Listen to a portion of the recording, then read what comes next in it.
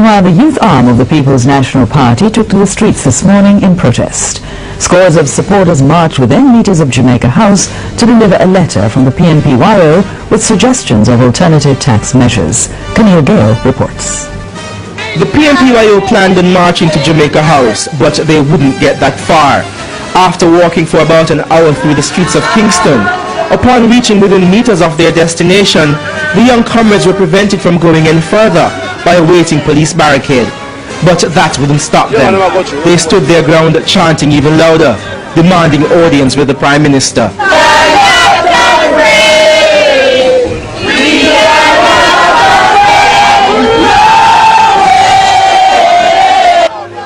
After some negotiation, the police decided to allow the PNP-YO President Damion Crawford and 2 other members to deliver their letter with suggestions of an alternative tax package.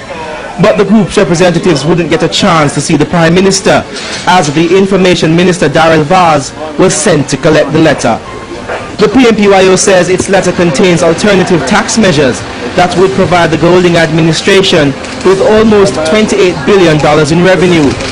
Some of the suggestions include increasing the interest on bonds by 10%, which the young politicians say would give the government an extra $8 billion. The group is also proposing that the government collect a third of all earnings on lottery tickets.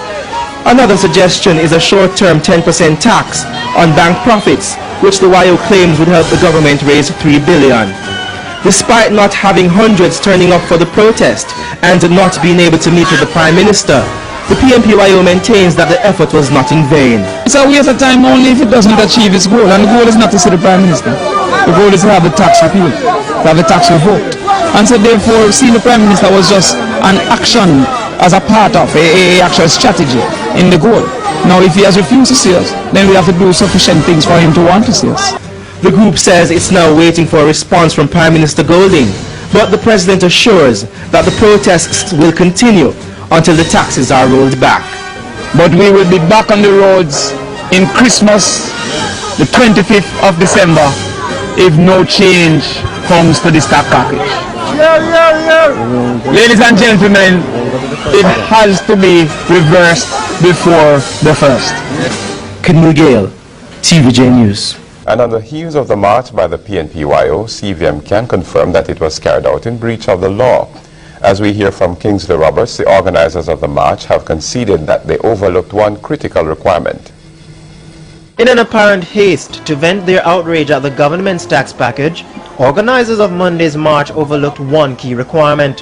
While they had announced their plans to protest the tax package, the PNP-YO failed to apply for a permit from the police to stage their march.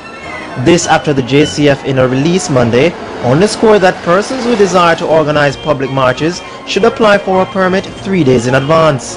This was not lost on PNP-YO President Damion Crawford, who indicated that it was a mere oversight.